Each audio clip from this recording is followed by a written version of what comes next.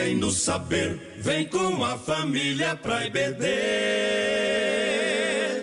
Vem com a família pra EBD. Vem pra EBD. Meus queridos irmãos, eu vos cumprimento com a doce e gloriosa paz do Senhor Jesus Cristo. Louvamos a Deus por esta manhã tão abençoada, pelo privilégio de estarmos iniciando mais uma semana, a última semana de abril de 2020, e agora, pontualmente 9 horas da manhã, reunidos em torno da santa e gloriosa palavra do Senhor, para estudarmos mais um pouco da carta aos Efésios, e desta feita, no capítulo de número 1, a partir do versículo de número 15. E eu quero convidar a todos os prezados irmãos para inclinar a sua cabeça e vamos fazer uma oração ao Senhor nosso Deus. Senhor Deus, Pai bendito, Senhor de toda a glória, nós entramos em Tua santa e augusta presença para expressar a Ti a gratidão do nosso coração, para dizer que Te amamos, para dizer que há um desejo de Te servirmos e de fazermos aquilo que lhe agrada, que o buscar a Tua vontade possa ser uma busca constante, incessante no nosso viver. Dai-nos cada dia uma vida de comunhão contigo, que nós possamos sentir o prazer, a alegria de estarmos na Tua presença, de expressar a nossa gratidão, o nosso amor e de dizer o quanto lhe amamos. Senhor, nós entramos também na Tua presença nesta manhã para Te pedir que através do Teu Santo Espírito o Senhor venha abrir o nosso entendimento, iluminar a nossa alma para compreendermos as verdades sacrossantas reveladas na Tua palavra. Fale conosco, Senhor, pela mediação do Teu Santo Espírito, que a Tua palavra venha achar guarida nos nossos corações. Não nos deixes pecar contra Ti, mas o viver uma vida santa possa ser uma busca diária no nosso viver, que nós possamos viver uns para os outros e ambos para Ti. Assim é a nossa oração de gratidão para a glória de Jesus, o nosso Senhor. Amém, meus amados. Meus queridos, pela bondade do nosso Deus, nós estamos iniciando esta aula da Escola Dominical virtual, nesta manhã do dia 26 de abril de 2020. Estamos estudando neste trimestre sobre a Epístola de Paulo aos Efésios.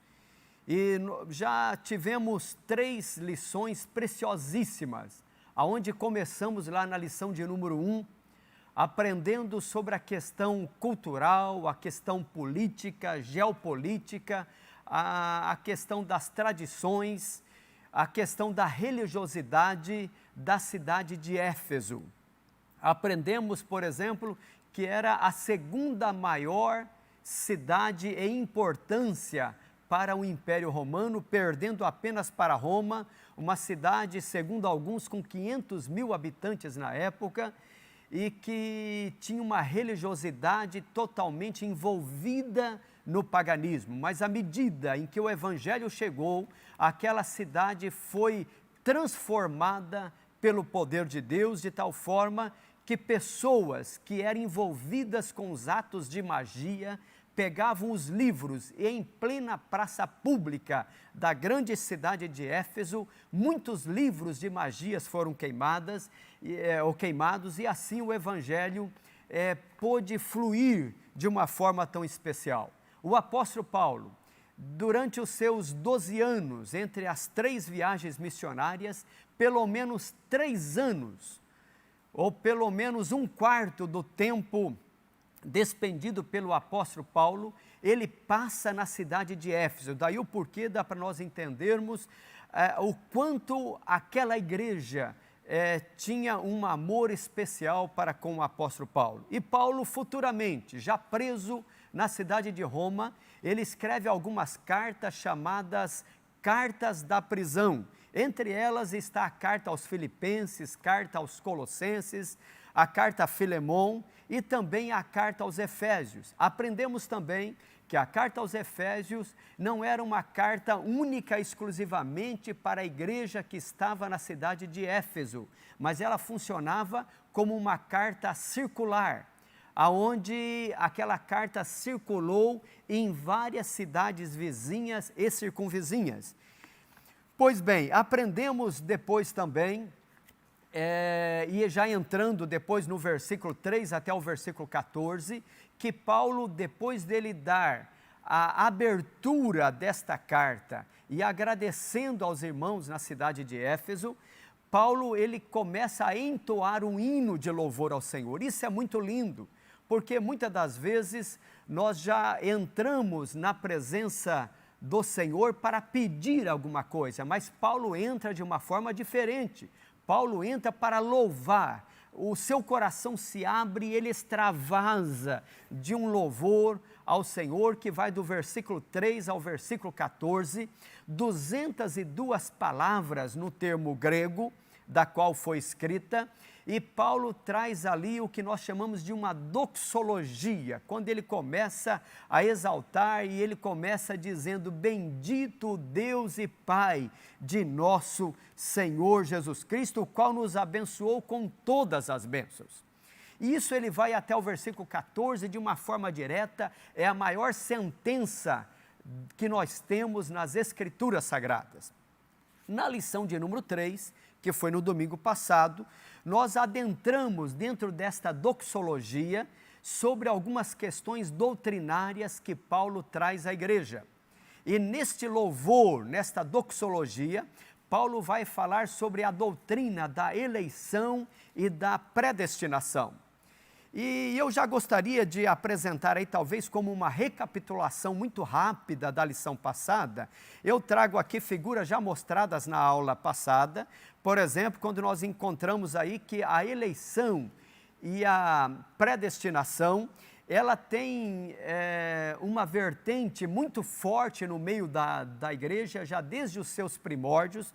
Podemos dizer que desde o século IV, ou quarto século da era cristã, com Pelágio de Bretanha e também Agostinho de Hipona, que viveram praticamente na mesma época, apesar de não terem se conhecido, mas percebe-se pela história que houve um combate ferrenho. Pelágio de Bretanha, ele dizia que o homem era bom por natureza, que o pecado original foi apenas com o homem Adão, mas que toda a geração pós-Adão não nasceram com este mesmo pecado. Nós sabemos e entendemos que isto é uma heresia, é tão claro. E não aceitamos o pensamento de Pelágio. Agostinho, por sua vez, que era também um bispo romano, mas um homem com uma fé e com um desejo muito grande pelas Escrituras Sagradas, ele vai contrapor, ele vai dizer que não, que o pecado que tomou conta de Adão passou a toda a raça humana, que o homem ele é decaído por natureza, e ele ali inaugura-se um novo estágio na igreja. Na tela seguinte, por exemplo, nós podemos ver aí também, já agora pós-reforma protestante, que advém com a pessoa de Martinho Lutero, já na Alemanha, surge depois dois homens que vão dar continuidade à reforma protestante, e aqui surgem duas linhas de pensamento. A pessoa de João Calvino, um homem também muito fiel ao Senhor e dedicado ao estudo da palavra, e da qual a igreja hoje nós devemos muito a João Calvino, um homem que trouxe muita literatura que até hoje é muito apreciada e lida por todos os cristãos. Mormente podemos citar aqui as Institutas de João Calvino, que talvez seja aí uma riqueza que a igreja tem para ser explorada. João Calvino, ele acreditava que nós chamamos hoje dos 5 pontos do calvinismo, e ele traz algumas coisas que nós, assembleianos, particularmente, não acreditamos. porém é algo que cabe talvez uma reflexão. Ele vai dizer, por exemplo, sobre a depravação total, ele foi dizer que a eleição é incondicional, que uma vez salvo, salvo para sempre. Ele vai dizer que a expiação era limitada, quer dizer que o sacrifício de Cristo, que Cristo não morreu por todos, porque não pode um sacrifício tão perfeito e santo, se Cristo morreu por todos, como que não salva todos? Ele vai falar que a graça é resistível. Se Deus colocou no coração e determinou salvar alguém, não importa o que esse homem faça, se ele não vem pelo amor, ele vem pela dor, mas ele vai ser salvo em algum momento. E ele dizia também que este homem que foi predestinado para a salvação, ele vai perseverar. Não importa, mas ele vai perseverar até o fim. Jacob e Armínio, da qual é a ala que nós assembleianos talvez mais nos adequamos, apesar que há algumas diferenças entre nós assembleianos e a mensagem estrita de Jacob e Armínio, foi um teólogo holandês que na realidade ele aprendeu e começou nos ensinos de João Calvino através de um discípulo deste. E Jacob e Armínio, ele vai contrapor futuramente os ensinos de Calvino, que nós chamamos isso de remonstrância, e ele vai dizer que não, que a eleição, ela não é incondicional, e sim há uma condição, e a condição é pela fé. E ele cita textos, né? Por exemplo, João capítulo 3, versículo 16, que Deus amou o mundo de tal maneira que deu o seu Filho unigênito para que todo aquele que nele crê, isso é, que tenha fé. Então veja que a condição para a salvação, ou a salvação, ela é precedida pela fé. A Bíblia diz que sem fé é impossível agradar a Deus. Ele vai dizer que a expiação de Cristo na cruz do Calvário, ela é suficiente para todos os homens, quer dizer, Cristo morreu por todos. E a Bíblia traz esta informação, que Cristo morreu por todos os homens. Ele vai dizer que para isto, o homem, para ser salvo, ele conta com o auxílio do Espírito Santo, que a graça pode ser resistida, sim, senhores. Muitas pessoas ouviram o Evangelho e muitas das vezes trancou o seu coração. E a Bíblia nos diz no livro, na carta das revelações de Apocalipse: eis que eu estou à porta e bato, e se alguém abrir a porta, eu entrarei. Então, alguém pode sim resistir a esta graça tão preciosa. Muito bem.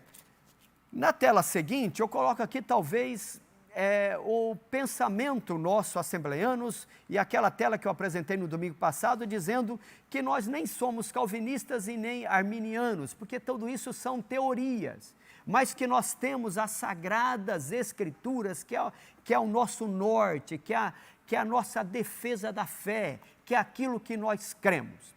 Podemos sim, e lemos João Calvino, lemos Armínio, lemos outros pais da igreja, melhor dizendo, com o intuito de tirarmos ou de nos aprofundarmos em alguns ensinamentos. Mas a nossa regra de fé é as Santas Escrituras, ela é a que fala mais alto. E as Escrituras parecem nos trazer o ensino que há sim a parte de Deus, mas há a parte do homem. A Bíblia diz: chegai-vos a Deus. Olha a parte humana. E Ele se chegará a vós. Eis que eu estou à porta. Deus está à porta. Mas se alguém, ó a parte humana. Então há a colaboração divina, mas tem que ter a parte humana. Deus dotou o homem do livre-arbítrio. O livre-arbítrio não estava simplesmente no primeiro casal lá no Éden. Assim como o primeiro casal, assim também como os seres angelicais antes da queda tiveram o seu livre-arbítrio, o ser humano também possui o livre-arbítrio. Eu tenho que tomar a decisão, a responsabilidade humana, sim, senhores. Ninguém pode dizer: eu não tenho responsabilidade nenhuma, porque se Deus quiser me salvar, vai me salvar a si mesmo. Não, senhores. Ninguém é indesculpável perante o Senhor. cada ser humano tem uma parcela de responsabilidade para com a sua salvação.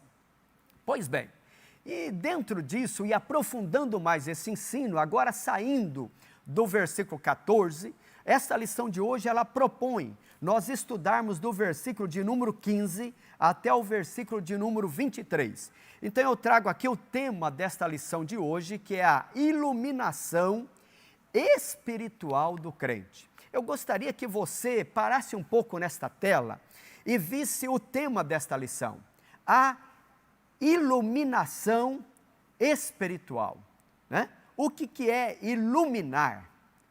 O que vem a ser isso? A iluminação espiritual do crente. Irmãos, esta lição há uma riqueza, Esta lição, ela tem uma proposta mais de trazer, talvez, um ensino expositivo do capítulo 1 da carta aos Efésios, do versículo 15 ao versículo de número 23.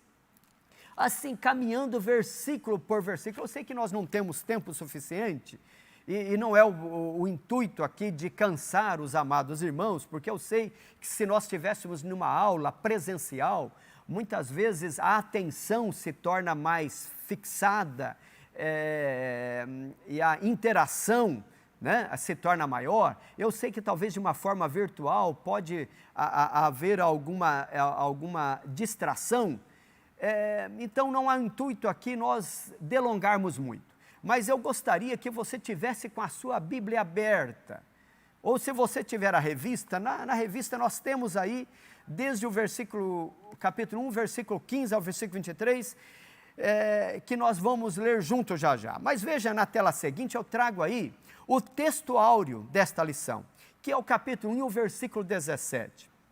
Diz assim, olha, para quê? Talvez essa palavra para quê nós vamos pararmos um pouquinho depois, logo à frente nesta palavra, né? Para quê? Porque ela é uma ligação, ela vai dizer a condição, para que o Deus de nosso Senhor Jesus Cristo, Pai da glória, vos dê em seu conhecimento o espírito de sabedoria e de revelação. Olha a verdade prática, que resume a lição, né, em uma frase só. A vocação do crente inclui a herança de preciosas riquezas conferidas aos eleitos pela grandeza do poder de Deus. E aqui, só fazendo um outro parênteses, né, quando fizemos aqui a recapitulação, nós até trouxemos esse entendimento que a igreja tem, como denominação, de que o que foi eleito não são pessoas em particular, mas a eleição que o apóstolo Paulo fala na Epístola aos Efésios se refere à eleição da igreja. A igreja era aquele mistério que estava oculto desde antes da fundação do mundo. É como se Deus tivesse uma carta na manga, mas que através da ressurreição de Cristo na cruz do Calvário, e como ele disse para Pedro, eu edificarei a minha igreja. E ali, no dia de Pentecoste, nasce esta igreja. Não obstante ter nascido no dia de Pentecoste, a igreja ela é composta de todos os salvos de todos os tempos. Desde o primeiro sangue derramado na terra, Abel, até o último a morrer salvo. Todos esses pertencem à igreja. A igreja foi eleita. E uma vez eleita, ela está predestinada para a salvação. Quem estiver inserido na igreja, esse pode dizer, eu sou salvo. Louvado seja o Senhor.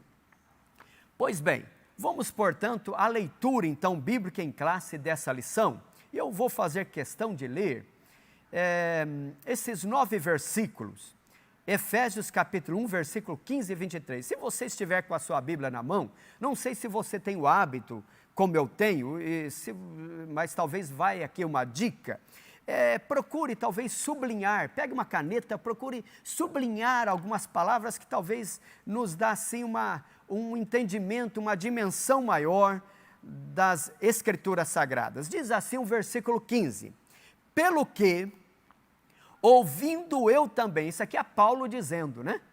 Paulo está dizendo para os irmãos lá em Éfeso, pelo que, ouvindo eu também, porque ele recebe a notícia, certamente por Epáfras e por Tíquico, de como estava a fé, como que estava o amor dos irmãos em Éfeso. E ele escreve então, e ele vai gastar tinta suficiente. Ele não diminui palavras, mesmo que isso, para os nossos dias hoje, de tudo digital, escrever é muito fácil, mas na época demandava tinta, demandava tempo, demandava pergaminho. A escrita na época era uma dificuldade, mas Paulo, ele não exime tempo, ele quer escrever com todas as palavras, pelo que ouvindo eu também a fé. Olha, dois predicados que os irmãos de Éfeso tinham. Ouvindo eu também a fé que há entre vós, ou que entre vós há no Senhor Jesus, e o vosso amor para com todos os santos. Eu gosto dessa expressão, porque fé e amor é como sendo duas faces de uma moeda só. Tá certo? Fé e amor. A fé segue o amor. Você dizer que tem fé e não ter amor, a sua palavra é jogada ao vento. Fé e amor para com todos os santos. Olha o versículo 16. Não cesso. Isso era constante, era diário, era o tempo todo. Talvez Paulo tinha muito menos tempo do que nós temos. Mas Paulo ali na prisão, ele diz, eu não cesso de dar graças a Deus por vós, lembrando-me de vós nas minhas orações. Aleluia! Olha o cuidado daquele apóstolo. Veja na tela seguinte o versículo 17. Para quê? Que esse é o nosso texto áureo. Para que o Deus de nosso Senhor Jesus Cristo, o Pai da glória, vos dê em seu conhecimento o Espírito. Vamos comentar sobre isso. O que significa esse o Espírito? Veja o artigo o Espírito de sabedoria e de revelação. Versículo 18. Tendo iluminados, aqui vem o tema da lição, iluminação, né? O tema da lição é a iluminação espiritual. Então, tendo iluminados os vossos olhos, ou os olhos do vosso entendimento, para que saibais qual seja a esperança da sua vocação e quais as riquezas da glória da sua herança nos santos. 19. E qual a sobreexcelente grandeza do seu poder sobre nós, os que cremos, segundo a operação da força do seu poder. Nós vamos comentar sobre cada palavra desse versículo 19. O que é sobreexcelente, o que é grandeza, o poder, o que é operação, o que é força, e o que significa essa última palavra, poder, que se repete nesse texto. Olha os versículos 20 ao 23 agora. Que manifestou em Cristo, ressuscitando-o dos mortos e pondo-o à sua direita nos céus. Isso é muito rico. Nós vamos aprofundar nisso aqui, que manifestou em Cristo, ressuscitando-o. Né? O apóstolo Paulo vai falar em outra carta, que se Cristo não ressuscitou, logo é vã a nossa fé. Né? Então, ressuscitando dos mortos, pondo-o à direita dos céus. Versículo 21, acima. Ele está falando para uma igreja que estava numa cidade onde o paganismo dominava, aonde a grande deusa Diana era considerada como a rainha das divindades. Mas ele vai dizer que Cristo foi colocado acima de todo principado, e poder, e potestade, e domínio, e de todo o nome que se nomeia, não só neste século, mas também no porvir, no vindouro. Olha o 22. E sujeitou, olha o senhorio de Cristo, e sujeitou todas as coisas a seus pés, e sobre todas as coisas o constituiu como cabeça da igreja. Esse vai ser o capítulo 3 desta lição. Talvez aqui é onde está o maior mistério, né? E talvez aqui a maior grandeza que esta lição nos traz é sobre essa frase, como constituiu como cabeça. Talvez eu grifaria aqui a palavra cabeça da igreja. Versículo 23, que é o seu corpo, a plenitude daquele que cumpre tudo em todos. Pois bem, meus amados, então, na tela seguinte eu coloco aí quais são os objetivos desta lição. Então veja, nós temos um objetivo geral, que é esclarecer a dimensão de nossa chamada, as riquezas da herança divina e a grandeza do poder de Deus. O que fez o apóstolo Paulo louvar ao Senhor com 202 palavras sem parar? E depois ele entrar em oração. Quando ele termina o louvor, ele entra em oração. O que fez Paulo agir desta forma? É porque ele teve um entendimento da dimensão da sua chamada, das riquezas, da herança que o Senhor tem para conosco, a igreja. Precisamos ser iluminados, a mente aberta, para compreendermos a extensão deste amor. Os objetivos específicos são 3. Ao final desta aula, nós temos que ter esses 3 pontos muito claros para nós. Primeiro, destacar a vocação e as riquezas da glória inclusas na herança divina. Segundo, salientar a grandiosidade do poder divino que opera em favor dos crentes. E terceiro, expressar o exemplo de exaltação em Cristo. Então, sem mais delongas, vamos lá para a nossa introdução da nossa lição. Bom, esta nossa lição, então, nós vamos tratarmos sobre alguns assuntos. Diz assim a nossa revista.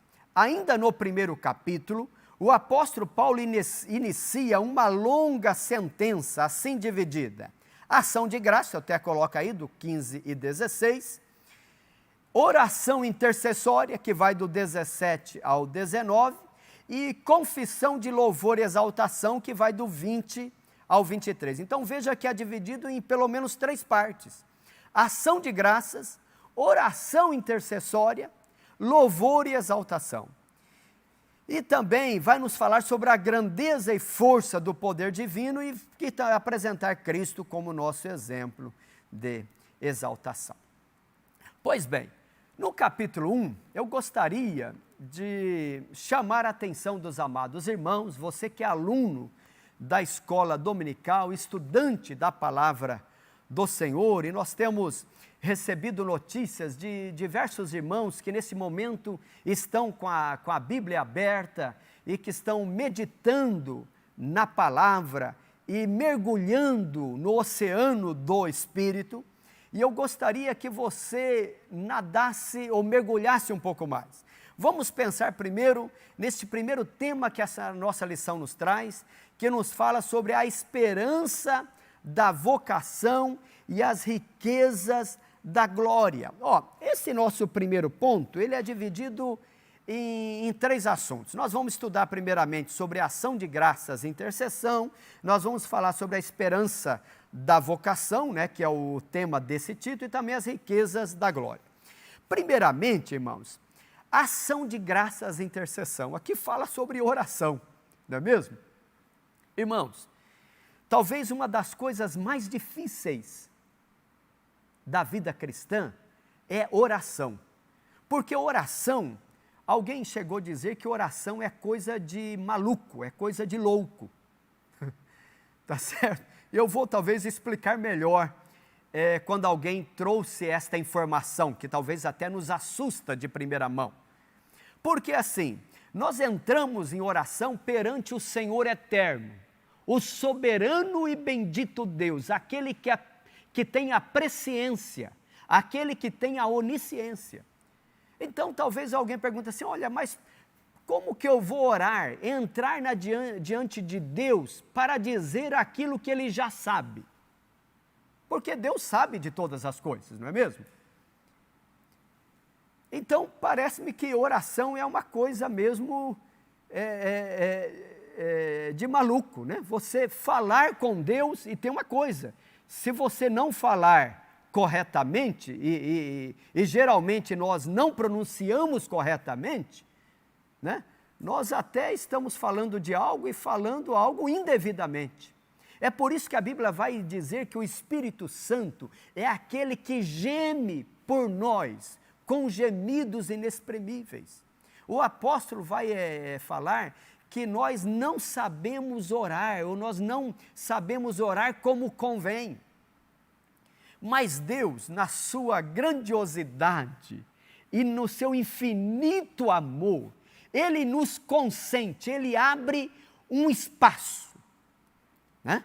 O espaço para que eu e você adentremos na presença dEle, com atitude de adoração e fé, e mesmo Ele sabendo de todas as coisas, na sua presença, Ele abre um espaço e Ele diz para nós, abra o seu coração, diga o que você quer, como Jesus disse para aquele cego, o que queres que eu te faça? Jesus sabia que mais o que ele queria era ver, mas Jesus dá a palavra.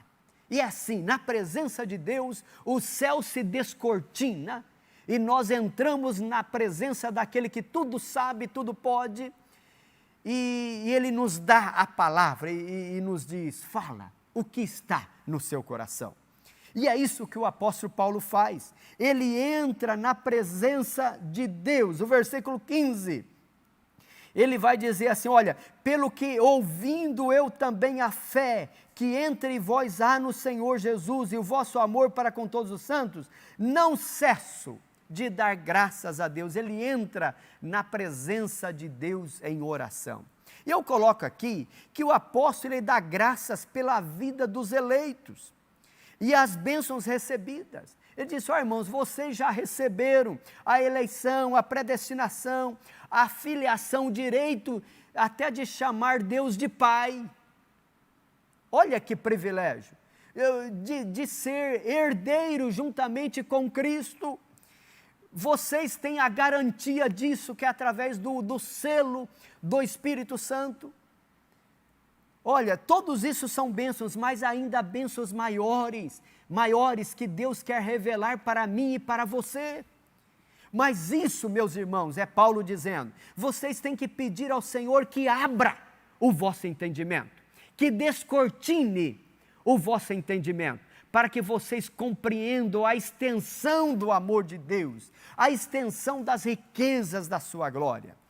Então coloca aqui no quadro mais amarelado embaixo, que Paulo rogava para que os crentes recebessem a capacidade de compreenderem, por meio do Espírito Santo, a esperança da chamada, as riquezas da herança e a grandeza do poder de Deus. Isso é lindo, meus amados irmãos, porque veja, né, que ele fala isso, ele entra nessa questão da ação de graças, ainda nessa tela e no versículo 15, né, que ele fala aqui sobre a fé e o amor. Veja que na nossa leitura em classe eu fiz questão de pedir aos irmãos que sublinhasse ali a palavra fé e amor, né? O pastor até Russell Shedd, né, ele até cita que é impossível separar fé e amor. Ele até cita, por exemplo, Efésios 1:15, fazendo uma ligação com Colossenses 1:4. Veja que Colossenses 1:4 fala assim, olha, porquanto ouvimos da vossa fé em Cristo Jesus e do amor que tendes para com todos os santos. Paulo, e veja que a carta aos Colossos, ela é concomitante à carta aos Efésios, e ele cita a mesma coisa, eu ouvi da vossa fé e do vosso amor. Pastor Russell Shedd, ele até cita aqui, que são dois lados da mesma moeda. Quem se compromete com Cristo, se compromete com os irmãos e com o mundo perdido, porque a igreja, irmãos, é uma comunidade. Deus sempre espera que nós entremos em sua presença só. Eu até posso entrar na presença de Deus só, desde que eu esteja nas minhas costas carregando os meus irmãos. A fé cristã é uma fé comunitária. A oração, quando eu entro em oração a Deus, eu entro para exaltá-lo, para engrandecê-lo, para expressar a minha gratidão. Mas eu também posso entrar na presença de Deus, carregando os meus irmãos e dizendo: Senhor, eu peço por eles. Veja que quando Jesus vai ensinar a oração sacerdotal, até tocamos um pouco nesse assunto domingo passado, em Mateus capítulo 6, quando os apóstolos dizem assim: Senhor, nos ensine a orar. Nos ensine a orar, por quê? Porque os povos pagãos na época, a sua oração era uma ladainha só. Os judeus também, as suas orações tinham se tornado algo mecânico. Eles entravam na presença de Deus quase que cantarolando um canto só, que muitas vezes até adormeciam cantando, porque não davam o sentido àquilo que estavam cantando. Nós temos que ter até um cuidado, porque senão nós podemos cair no mesmo erro. Quando eu entro em oração a Deus, eu tenho que entrar com entendimento, com racionalidade, sabendo o que estou dizendo, usando toda a potencialidade do meu intelecto para falar com o Todo-Poderoso. E não usar de vãs repetições, como disse Jesus. Jesus diz nesse texto: vocês não devem usar de vãs repetições. Então temos que ter um cuidado, porque nós podemos cair no risco. E veja que nós, chamados cristãos, nós temos a oração evangélica. Esta oração evangélica é perigosa, porque alguém ele começa e termina a oração da mesma forma, e aquilo se torna assintomática. Ele fala muitas vezes sem saber o que está dizendo. Mas a oração, ela deve ser algo que tem que fluir do fundo do coração a um Deus que tudo pode e tudo faz. Mas Deus sempre espera que eu chegue na sua presença, mas carregando comigo os meus irmãos. Tem aquele teólogo do século XX, faleceu recentemente, muitos livros escritos. Pastor Osmar Bauman cita muito esse teólogo chamado John Stott. John Stott, ele até diz que todo cristão crê quando ama. Como que eu posso dizer que eu tenho fé? Eu digo que eu tenho fé quando eu amo os meus irmãos. Né? O apóstolo João até vai nos dizer a respeito disso. Ele até, parafraseando João, ele diz assim: olha, ninguém vai dizer ou ninguém vai me enganar, dizer que ama a Deus, que não vê, se não ama o seu irmão que está vendo. Paulo dá esta demonstração, porque ele entra na presença de Deus, ele não vai por ele. Ele entra e ele vai para expressar a gratidão ao Deus soberano e imutável. O Deus que é riquíssimo em misericórdia, mas ele vai também pelos seus irmãos. Muito bem. Na tela seguinte, ainda dentro deste capítulo 1, o ponto 2 da nossa lição vai nos falar sobre a esperança da vocação. A esperança da vocação. Em sua petição a Deus, Paulo intercede para que o Espírito Santo ilumine os crentes a fim de saberem qual seja a esperança da sua vocação. Então, é o versículo 18, né? Tendo iluminado os olhos do vosso entendimento, para que saibais qual seja a esperança da sua vocação. Então, qual seja a esperança da sua vocação? Aqui, irmãos, é importante nós vermos, porque Deus nos chamou com uma finalidade, com um propósito. Nós fomos chamados por Deus, não para vivermos uma vida raquítica, não para compreendermos apenas as coisas básicas. Não, Deus quer que o céu se descortine diante de nós, aleluia, que nós possamos ter o nosso entendimento iluminado para compreendermos a extensão deste amor. Como disse o apóstolo Paulo, né? Que o amor de Deus, nada pode medir a extensão do amor de Deus, nem a altura, nem a profundidade, nem a largura, né? Nem o passado, nem o futuro, nada pode medir a extensão do amor de Deus, que está em Cristo Jesus. Em Cristo Jesus a gente vê a extensão maior do amor de Deus. Então veja que Deus nos deu a sua vocação, e esta vocação é porque Deus nos chamou para a salvação. E salvação, eu até já comentei isso no domingo passado, que a salvação é mais do que o inferno sair de dentro de nós. Salvação é trazer o céu para dentro de nós. E o céu veio para dentro de nós no momento em que nós recebemos a palavra e abrimos o coração e ali nasceu a fé. Fomos regenerados, nascemos de novo. E esta regeneração nos reconciliou com o Pai. Nós éramos inimigos de Deus, mas através da justiça de Cristo, nós fomos reconciliados. E hoje nós temos paz com Deus. Aleluia! Quando o Pai olha para nós, Ele olha pelo filtro do Seu Filho Jesus Cristo. E Ele vê a mim e a você, não como imundos, mas Ele nos vê como santos. Ele não nos vê como injustos, mas Ele nos vê como justo. Pela nossa justiça? Não, senhores, mas pela justiça que Cristo pagou por nós. Não há mérito humano, tudo isso é graça e misericórdia do Senhor. Então Deus chamou pessoas no passado, né? Isso está lá na segunda carta de Paulo a Timóteo. Veja o que diz o capítulo 1 e o versículo de número 9.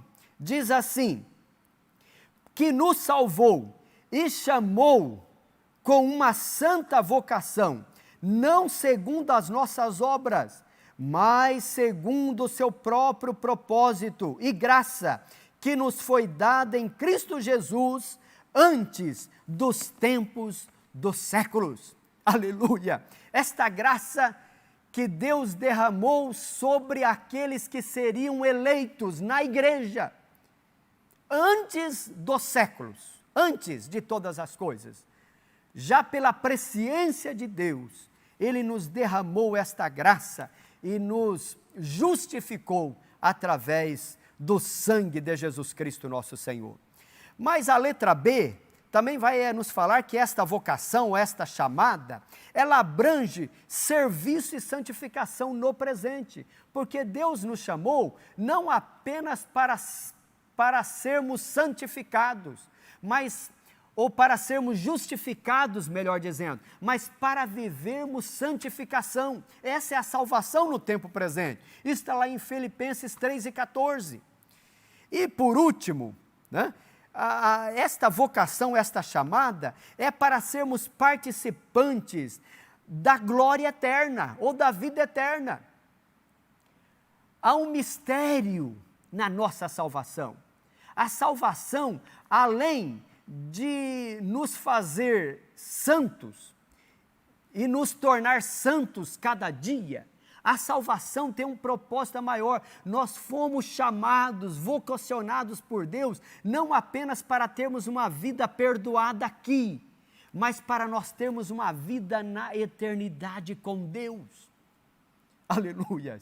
Irmãos, as bênçãos que Deus tem preparado para a igreja é algo, como diz o apóstolo Paulo, que não subiu ao nosso coração. É coisa que o olho não viu e nem subiu ao nosso coração. É aquilo que Deus tem preparado para mim e para você. Participação gloriosa no futuro. Veja que Deus ainda nos deu a sua herança. Nós que não merecíamos nada a não ser a morte, em Cristo Jesus, não apenas fomos salvos para vivermos uma vida de perdão aqui no tempo presente e de santificação, mas ainda uma vida no porvir. Isso é como diz justamente essa palavra, porvir. No futuro, ainda uma vida eterna. E vida eterna, meus amados, é mais do que uma vida que não tem fim. Essa expressão vida eterna é mais do que não ter fim, porque toda a vida humana não tem fim. O homem, uma vez que ele veio à existência, ele veio à existência para nunca mais sair dela. O homem vai viver para sempre na imortalidade, ou com Deus ou sem Deus, ou para a gloriosa vida com Deus, ou uma vida de sofrimento sem Deus, mas vai viver na imortalidade. Essa expressão vida eterna é compartilhar da vida vivida pela Trindade. Qual que é a vida vivida pela Trindade? Deus Pai, Filho e Espírito Santo tem uma vida de comunhão. Comunhão. E Deus, querendo criar alguém à sua imagem e semelhança, criou uma comunhão. Então, ter a vida eterna é uma vida de comunhão com a Trindade. Esta é a vida de felicidade que Deus tem para todos aqueles que o aceitam como Salvador e Senhor. Pois bem, ainda dentro desta questão, irmãos, ainda dentro nessa mesma tela, ainda a esperança da vocação, eu gosto, tem essa palavra, né, iluminação interior, né, isso está no versículo 18, né, que eu gostaria de chamar a sua atenção ainda aqui, talvez parando um pouco mais aqui, até porque é o tema principal da nossa lição, que é a iluminação espiritual do crente. Veja que esse versículo 18, ele diz assim, olha, tendo iluminado os olhos do vosso entendimento. Essa iluminação é interior, né? Isso, até essa palavra, tendo iluminado os olhos do vosso entendimento, essa palavra entendimento no grego é a palavra cardia. Cardia com K, em grego escreve com K, cardia. Da onde vem, né, a palavra coração, né? Então, esta expressão, tendo iluminado os olhos do vosso entendimento, na linguagem bíblica, né, o coração aqui ele não se refere, né, meramente às emoções ou à vontade, não, senhores, mas também ao centro de toda a personalidade. Isso significa que o cristão não deve viver uma vida mediana, uma vida medíocre. Há muitas pessoas que se contentam em viver na mediocridade, né? O que eu conheço de Deus já está bom, né? Irmãos, a Bíblia nos diz, acho que é Oséias capítulo 6, salvo engano o versículo 3, que diz assim, conheçamos e prossigamos em conhecer ao Senhor. Alguém acha, né? Eu me lembro de uma história de uma menina, que ela chegou para um certo pastor e disse assim, pastor, eu não quero ir para o céu não. E o pastor até disse assim, mas como assim não quero ir para o céu?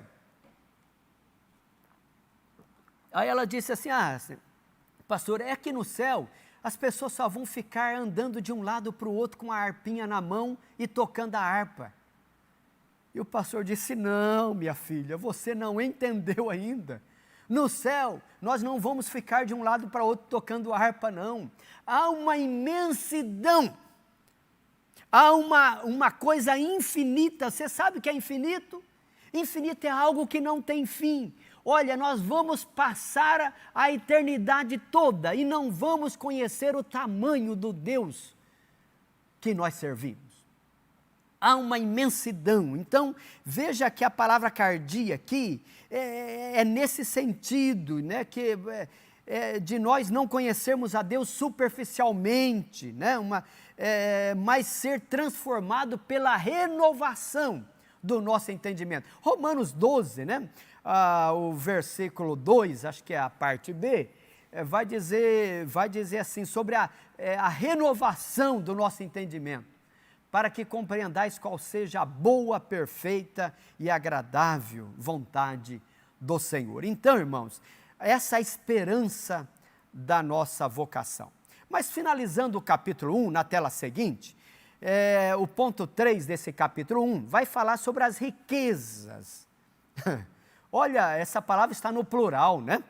as riquezas da glória da sua herança, que é no versículo 18, a parte B, né? E quais? As riquezas da glória da sua herança nos santos.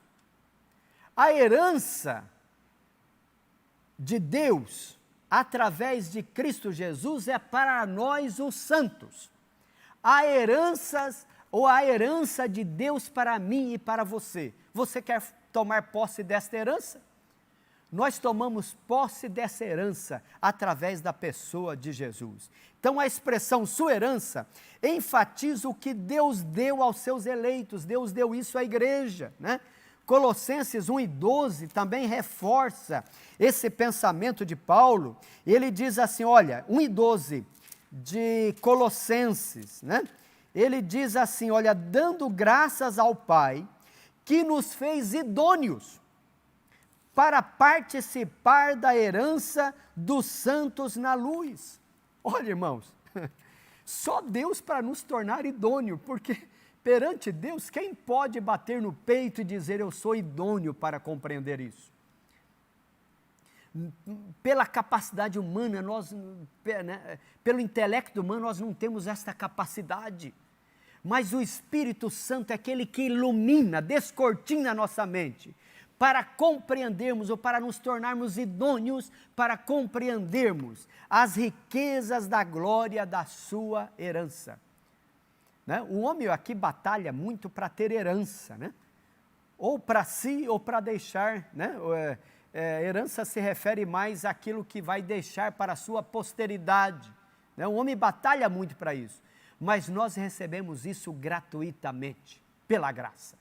Pela graça sois salvos, só tem uma condição, mediante a fé, e isso não depende de vocês, é um presente de Deus. Então o termo riquezas refere-se às bênçãos que acompanham o plano da salvação, como por exemplo, o perdão dos pecados, a adoção de filhos, as bênçãos que serão desfrutadas no porvir. Veja que essas riquezas, ela já começa aqui. Mas eu pergunto, se findam aqui? São apenas estas? Não, senhores, aqui é apenas um grão de mostarda, em comparação às incomensuráveis bênçãos que Deus tem para com a sua igreja. E aí, ainda dentro disso, nessa mesma tela, veja, eu creio, irmãos, que quando a Bíblia fala, né, sobre as riquezas da glória, essa herança de Deus refere-se àquilo que Deus planejou conceder para nós os fiéis. Deus planejou isso não é fruto do acaso, mas é algo que Deus preparou desde antes da fundação do mundo para a igreja. Isso está destinado à igreja. Quer tomar posse desta herança? Faça parte da igreja. Veja a primeira carta de Paulo aos Coríntios, o capítulo 2, o versículo 9, eu até gostaria de ler, porque eu citei isso, mas é bom a gente ler o texto. Estamos em uma escola dominical, escola é bom a gente ler a palavra como ela é. Diz assim, olha, primeira carta aos Coríntios, capítulo 2, versículo 9, né? E eu faço questão de dizer primeira, porque Coríntios é uma carta, então eu nunca digo primeiro, né? Como estamos em uma escola dominical, primeiro eu digo ao livro de Reis, por exemplo. Reis eu digo primeiro livro de Reis. Mas Coríntios é uma carta, é uma epístola, então é primeira. Então a primeira carta de Paulo aos Coríntios, capítulo 2, e o versículo 9, ele diz assim, olha, mas como está escrito, as coisas que o olho não viu, e o ouvido não ouviu, e não subiram ao coração do homem, são as que Deus preparou para os que o amam. Olha o versículo 10, mas Deus nolas revelou pelo seu Espírito. Aleluia! O Espírito Santo é quem nos revela a grandeza da herança que está destinada àqueles que estão inseridos na igreja. Aqui, nós já usufruímos de algumas dessas benesses, né? a quais citamos aqui, mas há muitas outras preparadas, né? A carta aos Romanos, por exemplo, capítulo 8, carta aos Romanos, capítulo 8, versículo 17, é um outro texto que reforça muito bem isso. Olha aqui o que diz. E se nós somos filhos, somos logo herdeiros também, herdeiros de Deus e co-herdeiros de Cristo. Aleluias! Apenas a parte A. Olha bem, e se nós somos filhos, somos logo herdeiros, herdeiros de Deus e co-herdeiros de Cristo. Você já pensou você ser co-herdeiro, herdar juntamente com Cristo? E a herança é algo indescritível, é coisa, como disse o apóstolo, que não subiu ao nosso coração. Na tela seguinte, eu coloco aqui talvez uma síntese, né? Um resumo que a nossa lição aqui nos traz sobre este capítulo 1 desta lição. Então, dizendo que os santos devem louvar a Deus pela eleição e ser iluminados para conhecer a esperança do chamado e as riquezas que fazem parte de nossa herança. Será que você é capaz de dizer um glória a Deus, mesmo aí na sua casa? De dizer obrigado, Senhor, por esta tão grande bênção, pela herança que o Senhor tem preparado para a sua igreja. Eu acho que é momento de nós nos elevar o nosso coração em exaltação e gratidão ao nosso Senhor. Pois bem, vamos, irmãos, para o capítulo 2 da nossa lição, que vai nos falar sobre a excelente, né? A sobre-excelente grandeza e força do poder divino. Bom, o poder divino é imensurável e nada pode detê-lo, né? Quem pode deter o poder de Deus? Ninguém. Ele é Deus, tá certo? Ninguém pode detê-lo. Então, em sua carta, Paulo se esmera no esforço de traduzir a grandiosidade. E Paulo está dizendo aqui para uma igreja que estava no meio, como já afirmamos, de uma cidade pagã, onde a deusa Diana era considerada como a rainha, né, das divindades, e aquilo trazia no povo um certo temor no sentido de medo, apavorante. Quem poderia ir contra a grande deusa Diana? E muitas vezes os nossos irmãos ali em Éfeso ficavam, e eles que tinham vindo daquela cultura pagã, muitas vezes isso os deixava encurralados. Mas Paulo, usado pelo Espírito Santo, ele vai trazer uma palavra de ânimo aos nossos irmãos, dizendo: irmãos, vocês não precisam ficar preocupados com nada, porque o Deus que vocês servem, Ele tem uma sobreexcelente grandeza, né? É o versículo de número 19, e ele diz assim, olha o 19, e qual a sobreexcelente grandeza do seu poder. Aqui, irmãos, tem até um pleonasmo, né? Em português, nós chamamos isso de pleonasmo, quando se... várias palavras para dizer a mesma coisa, né? Olha, sobreexcelente, grandeza, força, poder. Olha que ele usa aqui 4 palavras, né? Para palavras com uma dimensão gigantesca, né? Um excesso, uma supremacia de palavra para trazer esta expressão de quão grande é o nosso Deus, né? Então, faz questão de repetir aqui o que a nossa lição traz, né? Diz assim, olha, essa palavra sobreexcelente, que vem do grego, uperbalô, que significa extraordinário, quer dizer, a sobreexcelente, quer dizer, a extraordinária grandeza, né? Extraordinária, a supremacia, quer dizer, o Deus que vocês servem é supremo, é maior do que Diana, é maior do que todos os deuses, Ele é o único Senhor. E ele traz a palavra grandeza, a grandeza aqui é do grego megetos, né? que é uma grandeza desproporcional, algo que sobrepõe, né, todas as coisas.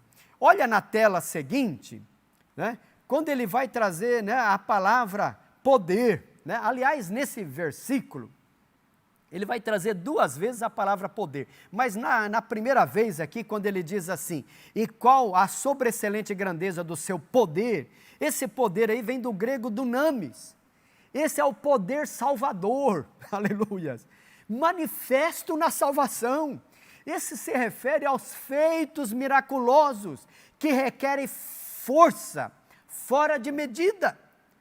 E qual que é o exemplo que ele dá dessa força sem medida? Ressuscitando a Cristo dentre os mortos. Aleluias. E veja que essa palavra, então, poder aqui, do grego, dunamis, isso é da onde vem para o português a palavra dinamite. Olha que coisa, olha a força desta palavra, né? Dinamite ou dínamo. Ele vai dizer o seguinte, olha irmãos, o Deus que vocês servem, aquele que prometeu vocês serem herdeiros de Deus e co-herdeiros com Cristo de todas as riquezas espirituais, esse Deus, ele tem uma sobreexcelente grandeza e força do poder sobre nós, ou sobre vós. E este poder é como um dinamite, é como um dínamo, que não tem quem possa resisti-lo. E ele vai dizer até futuramente, né, nos versículos seguintes, o versículo 21 ou 22, dizendo, e sujeitou todas as coisas a seus pés. Quer dizer, ele tem tanto poder que todas as coisas estão nos seus pés. Ele sujeitou todas as potestades, né? Tanto do mal quanto do bem. Todas as potestades, todos os domínios, tudo isso está aos seus pés, porque ele tem todo o poder, é como um dinamite, né?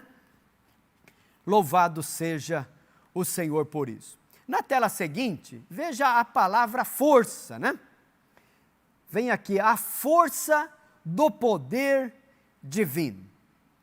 É interessante a gente ver, porque o versículo 19, ele na segunda parte, a primeira diz, e qual a sobreexcelente grandeza do seu poder sobre nós, os que cremos, segundo a operação da força do seu poder. Eu faço questão talvez de sublinhar aqui a palavra operação, força e poder. No final, ou na parte B desse versículo 19, operação. Essa palavra operação, né? Nós conhecemos aqui no nosso português como a palavra energia, né? Porque essa palavra ela vem do grego energeia, que significa energia. Então, segundo a operação, ou seja, segundo a eficácia. Algumas traduções da Bíblia vai trazer essa palavra eficácia, né? Segundo a eficácia, segundo aquele dinamismo que há em Cristo Jesus. A segunda palavra, a palavra força, que vem do verbo grego kratos, né? Essa palavra kratos, significando intensidade, ela tem o sentido também de domínio, da força, quer dizer, do domínio. Aliás, é desta palavra kratos, por exemplo, que vem, ou advém a palavra em português, democracia, cracia, né? Cracia ou democracia, que advém deste verbo grego kratos, então significando aí o domínio, a intensidade. Isso é importante a gente ver, meus amados, porque assim, o domínio que Cristo tem, né, a força, né, o domínio, ninguém pode contrariá-lo, ninguém pode opor ao Senhor nosso Deus. A Bíblia até diz, operando Deus, quem impedirá? Deus é aquele que tem todo o poder. Jesus, ao ressuscitar, ele disse, é-me dado todo o poder. Esse poder aqui no sentido de intensidade, aqui é mais no sentido de autoridade, de domínio, né? É-me dado todo o poder. Eu gosto mais da tradução que diz é-me dada toda a autoridade, né? Há uma diferença de poder e autoridade, né?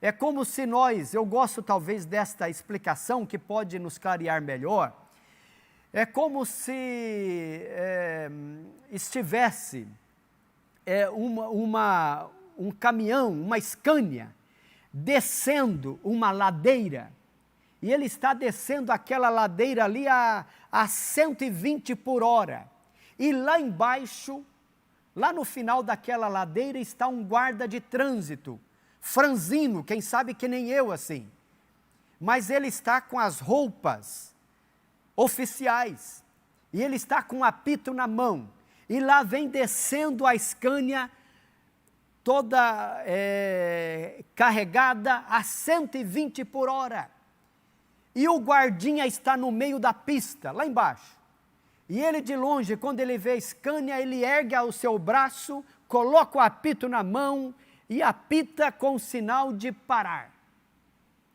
Aquela Scania tem mais poder do que o guarda, força nesse sentido de poder, que pode passar por cima do guarda e não vai sobrar nada.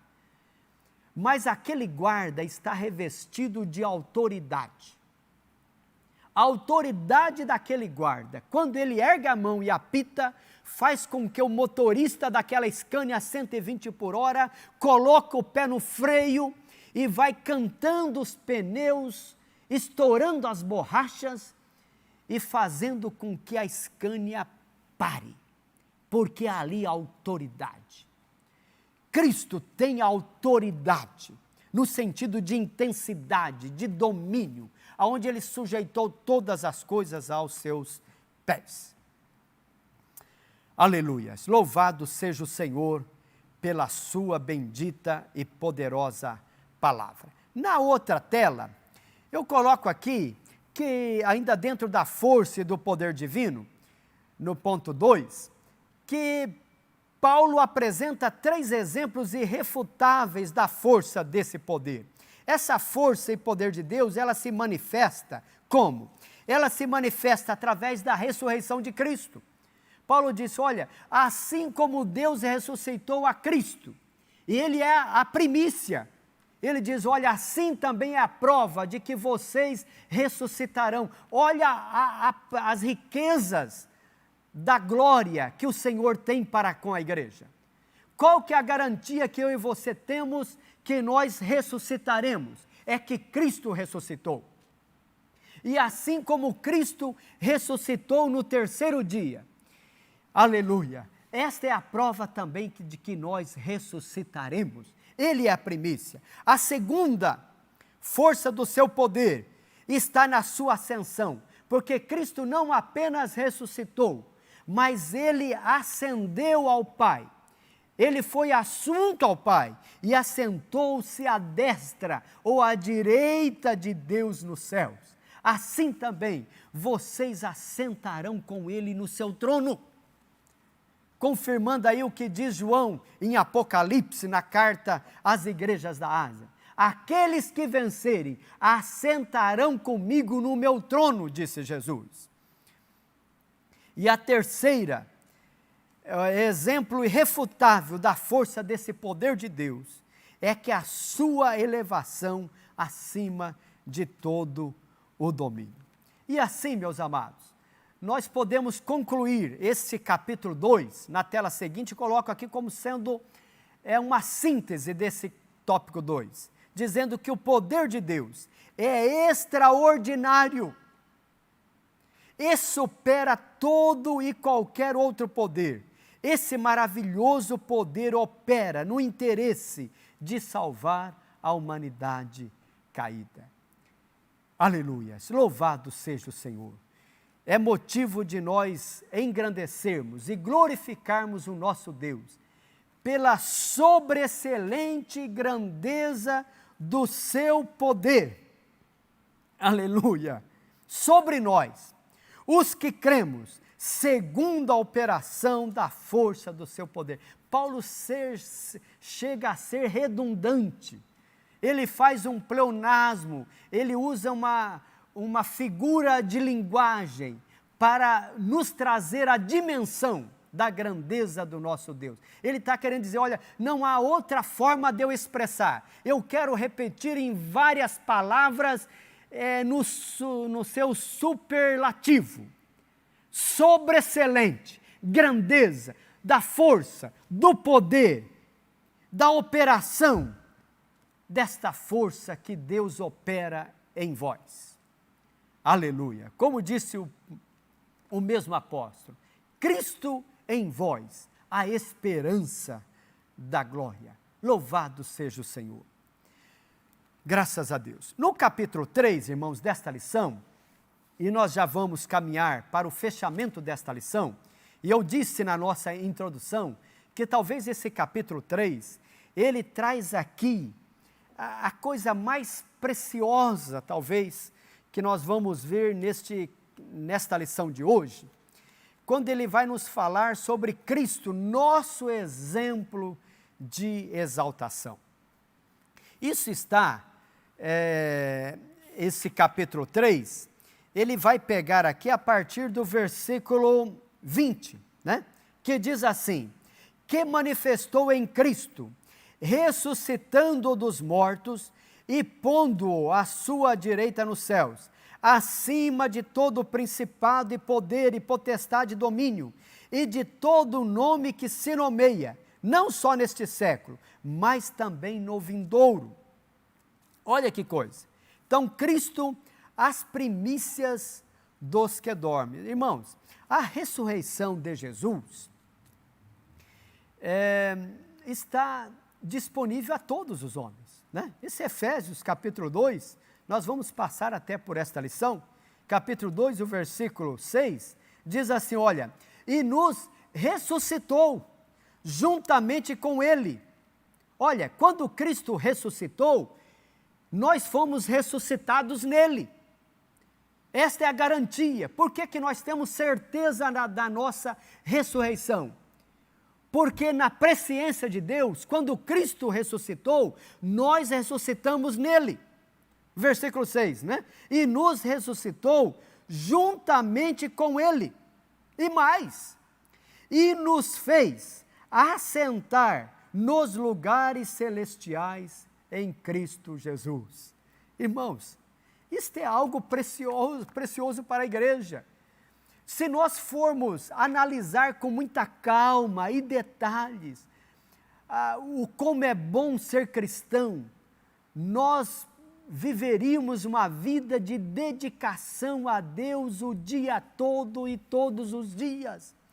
A nossa vida seria uma vida de louvor ao Senhor. Talvez a pergunta que cada cristão deve se preocupar é: qual é a nossa maior meta, a nossa maior missão nesta vida? Será que a nossa maior missão nessa vida é ter riqueza material? Será que a nossa maior missão nesta vida é constituirmos família? Será que a nossa maior missão nesta vida é sermos reconhecidos pelos homens? Ou a nossa maior missão é vivermos uma vida santa diante de Deus? O que está tomando mais o nosso tempo? A que nós mais nos dedicamos nesta vida? Isto fará a diferença no nosso viver. Se Cristo é a nossa maior esperança, é Cristo quem tem que ser o centro do nosso viver. Todo o nosso viver tem que girar em torno da pessoa de Cristo Jesus.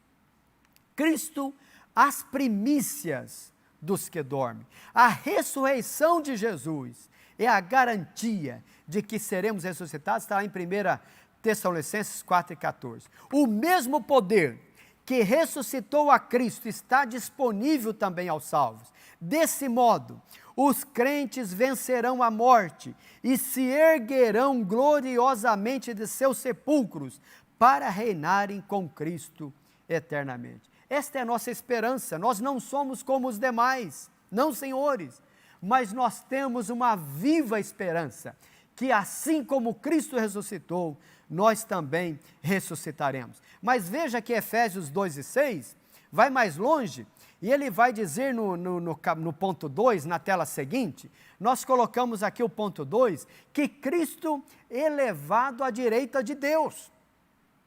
Aqui, irmãos, está em foco, né, a ascensão de Cristo, em referência à promessa messiânica, né? O Salmo 110, esse salmo é muito lindo, né? Mesmo sendo um salmo curtíssimo, né? Olha, veja o que diz aqui o verso, né? E quando nós falamos em salmo, salmo não é capítulo e não é versículo, salmo é número e verso, né? Veja o que diz o salmo, porque ele é um inário, ele é um louvor. Salmo 110, veja o que diz o verso 1. Disse o Senhor ao meu Senhor, assenta-te à minha direita, até que ponha os teus inimigos por escabelo dos teus pés. E se nós fizermos aqui uma ligação com Atos 1:6, na ascensão de Jesus, quando os seres angelicais disse, né, esse mesmo Jesus que dentre vós já foi recebido em cima nos céus. Jesus é o nosso exemplo de que assim como ele foi elevado e se assentou à direita de Deus, esse triunfo de Jesus é o triunfo que está assegurado para a igreja. Nós temos esta garantia, assim como ele subiu e assentou à direita de Deus, nós também subiremos, porque hoje há um Deus homem assentado à direita do Pai Celestial. Aleluia! Há um representante meu e seu, Cristo Jesus, o Deus que se fez homem, que habitou entre nós, e como disse o apóstolo João, nós vimos a sua glória, como a glória do unigênito do Pai, cheio de graça e de verdade. Mas o apóstolo Paulo, na carta a Timóteo, ele vai dizer que há um só mediador entre Deus e os homens, a saber, Cristo Jesus, homem. Esse Cristo Jesus que desceu entre nós, que se humilhou, tomando a forma humana, Deus o exaltou soberanamente, aleluia, assentando-se à direita do Pai, reconstituindo novamente a glória que tinha desde toda a eternidade. E ele dá uma promessa para mim, para você, para a igreja, de que nós também triunfaremos sobre a morte, né? Eu faço questão de colocar aqui, primeira carta aos Coríntios 15, 55 a 56. Onde está, ó morte, o teu aguilhão? Onde está, ó inferno, a tua vitória? Ora, o aguilhão da morte é o pecado, e a força do pecado é a lei. Assim como Cristo venceu a morte, nós também venceremos. Esse triunfo está assegurado aos salvos. Veja na outra tela, por exemplo, o capítulo 3, Cristo exaltado sobremaneira. E aqui, irmãos, olha, Cristo foi exaltado acima de toda a iminência do bem e do mal, e de todo título que se possa conferir. Cristo é Senhor. Aliás, o escritor da carta a Apocalipse, né, ou da epístola de Apocalipse, apresenta Jesus como Senhor. Se Ele é Senhor, todos os demais são servos. Todos os demais estão a seus pés. Esse é o título, né, conferido ao Senhor, tanto nessa era como também no porvir. O resultado desse triunfo traz duplo benefício à igreja. O primeiro, Deus fez Cristo o cabeça ou a cabeça da igreja. Né? Substitua a palavra o aí para a. Né? Deus fez Cristo a cabeça da igreja. Né? Efésios 1 e 22. Deus designou a igreja para ser a expressão plena de Cristo. E aqui, amados, eu gostaria de chamar a sua atenção para algumas coisas, né? Veja, que esse poder demonstrado em Cristo através da sua ressurreição, através da sua ascensão aos céus, através da sua glorificação, através da sua exaltação, através do seu senhorio, de subjugar todas as coisas, colocando Cristo como a cabeça da igreja. Esta exaltação, irmãos, nós podemos dizer que ela tem dois sentidos aqui. Né? Primeiramente o seguinte, Adão, o primeiro Adão, né? Adão lá no Éden, ele recebeu de Deus Pai a oportunidade de dominar sobre as coisas.